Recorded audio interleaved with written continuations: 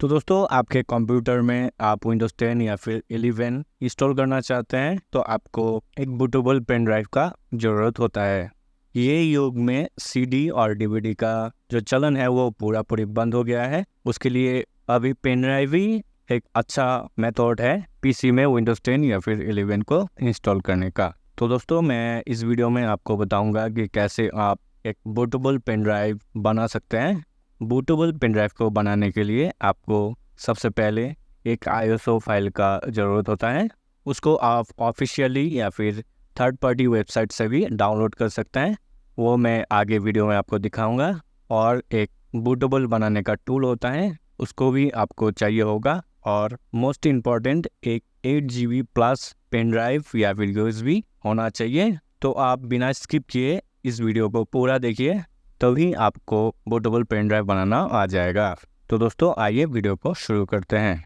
Windows 10 32 bit 64 bit और Windows 11 का ISO file का डायरेक्ट लिंक मैं डिस्क्रिप्शन में दे दूंगा, आप वहां से डायरेक्ट डाउनलोड कर सकते हैं। डाउनलोड करने में कोई प्रॉब्लम हो रहा हो तो मुझे अवश्य कमेंट सेक्शन में बताएं। तो यहाँ पे डेस्कटॉप पे आप देख पा रहे हैं विंडोज़ 10 और विंडोज़ 11 का ISO में पहले से डाउनलोड करके रख दिया हूँ डेस्कटॉप में। इसके बाद आपको एक टूल डाउनलोड करना है। सॉफ्टवेयर को डाउनलोड करने के लिए सबसे पहले आप कोई भी ब्राउज़र खोलेंगे।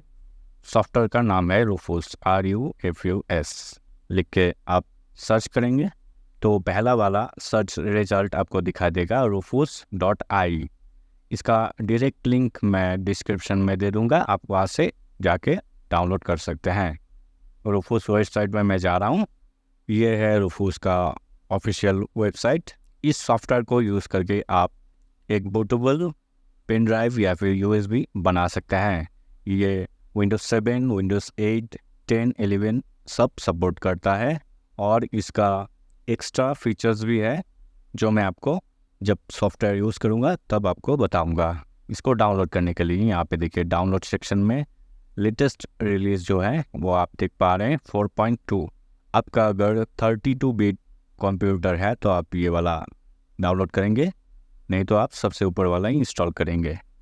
इसमें क्लिक करने से देखिए ये डाउनलोड पे बैठ गया है। देखिए ये सिर्फ 1.4 MB का है तो ये जल्दी डाउनलोड हो जाएगा। ये डाउनलोड करने के बाद आप इस पर क्लिक करेंगे तो रूफूस का जो सॉफ्टवेयर है वो खुल जाएगा। परमिशन मांगने से येस करेंगे। रूफूस खोलने के बाद यहाँ पे अपडेट पॉलिसी आएगा, यहाँ पे आपको येस करना है। देखिए ये रूफूस का इंटरफेस है। यहाँ पे आप डिवाइस सिलेक्ट कर सकते हैं कि कौन सा डिवाइस को आप बूटेबल बनाना चाहते हैं। मैं पहले ही बता चुका हूँ कि 8 GB से ऊपर आपका पेन ड्राइव होना चाहिए। तो देखिए मैं पेन ड्राइव कनेक्ट कर चुका हूँ। कनेक्ट करते ही देखिए यहाँ पे आपका डिवाइस यहाँ पे शो हो जाएगा। देखिए ये 16 GB पेन ड्राइव है मेरा। और सेकेंड ऑप्शन में आपको दिखा रहा है बूट सिलेक्शन। यहाँ पे आप फ्री डॉस, MS DOS और डिस्क और ISO इमेज को चूज़ करेंगे। यहाँ पे साइड में आपका सिलेक्ट ऑप्शन आएगा तो आपको ISO फाइल सिलेक्ट करना है।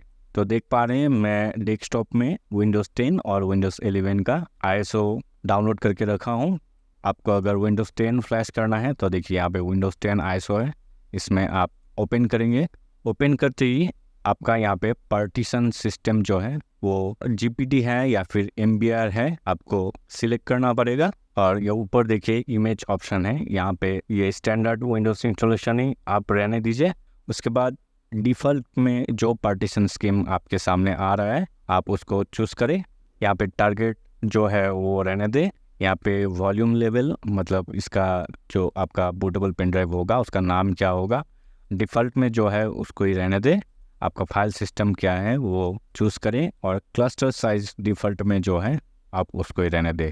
ये सब सिलेक्ट करने के बाद यहाँ पे आप स्टार्ट करेंगे। स्टार्ट करने के बाद देखिए यहाँ पे आपको एडवांस्ड कुछ ऑप्शंस मिलेगा, जैसे कि आप अगर इंस्टॉल के बाद लोकल अकाउंट बनाना चाहते हैं और माइक्रोसॉफ्ट अकाउंट नहीं बनाना चाहते तो आप इसको क्लिक करेंगे और आप उसका नाम भी यहाँ पे चूज़ कर सकते हैं। जैसे कि मैं यूज़र डाल रहा हूँ, तो जब मैं इस विंडोज़ 10 को इंस्टॉल करूँगा तो मेरा जो अकाउंट है वो लोकल अकाउंट बनेगा और उसका नाम रहेगा यूज़र। उसके बाद यहाँ पे देखिए set regional option to the same value as this users, मतलब कि आपका जो ये PC है उसका जो कंट्री है ये इंडिया है, तो जब विंडोज़ 10 इंस्टॉल होगा तो रीजनल जो एरिया है वो इंडिया ही रहेगा।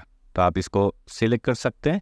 उसके बाद डिसेबल डेटा कलेक्शन, इंस्टॉल करते समय जितना भी क्वेश्चंस आपको पूछे जाएंगे प्राइवेसी के लिए, वो आप यहाँ से डिसेबल कर सकते हैं। तो आपके इंस्टॉलेशन के दौरान आपको प्राइवेट कोई भी सवाल विंडोज़ ओएस से पूछा नहीं जाएगा। उसके बाद इस ऑप्शन को आप छोड़ दीजिए, क्योंकि ये BitLocker इंक्रिप्शन ऑन करता है। आपको अगर BitLocker नहीं चाहिए तो आप डिसेबल कर सकते हैं। उसके बाद आप ओके करेंगे।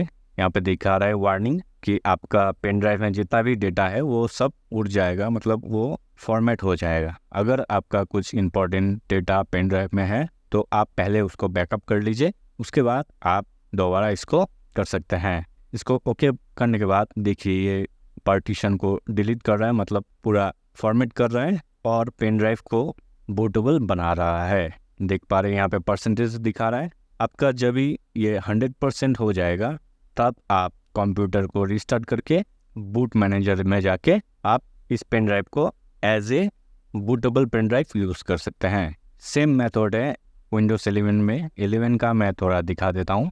विंडोज़ 11 का, विंडोज़ 11 में आप जब ये बूट सिलेक्शन में सिलेक्ट करेंगे, विंडोज़ 11 सिलेक्ट करेंगे तो यहाँ पे सेम ऑप्शन आ जाएगा, लेकिन यहाँ पे कुछ एडवांस्ड ऑप्शन भी हैं जो आपको मैं दिखाना चाहता हूँ।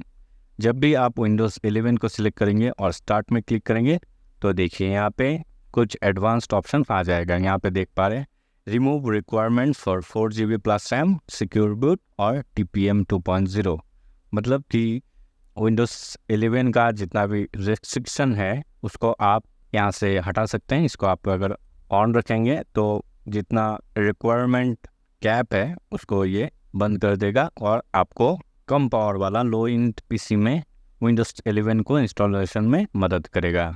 उसके बाद आप देख पा रहे हैं सेम जैसा पहले था कि आप लोकल अकाउंट एक नाम पे बना सकते हैं और उसका यूज़र नेम आप यहाँ पे चूज़ कर सकते हैं। उसके बाद सेम है रीजनल जो ऑप्शन है वो इस कंप्यूटर के आधार में होगा और नीचे डेटा कलेक्शन जो प्राइवेसी क्वेश्चन है वो स्किप हो जाएगा और BitLocker जो ऑटोमेटिक डिवाइस को इनक्रिप्ट करता है उसको भी आप डिसेबल कर सकते हैं। उसके बाद आप ओके करेंगे और फिर से वार्निंग आएगा कि आपका पेन ड्राइव फॉर्मेट हो जाएगा। आप ओके करेंगे तो देखिए ये बूटेबल पेन ड्राइव हो रहा है। ये जब 100% हो जाएगा तो आपका पेन ड्राइव एकदम बूटेबल रेडी हो जाएगा। तो दोस्तों आशा करता हूँ कि आप सीख गए होंगे कि कैसे एक पेन ड्राइव को बूटेबल USB ड्राइव कैसे बनाते हैं। अगर वीडियो को अच्छा लगा हो तो वीडियो को लाइक कर दीजिए, चैनल में नए हो तो सब्सक्राइब कर दीजिए। वीडियो को देखने के लिए बहुत बहुत धन्यवाद।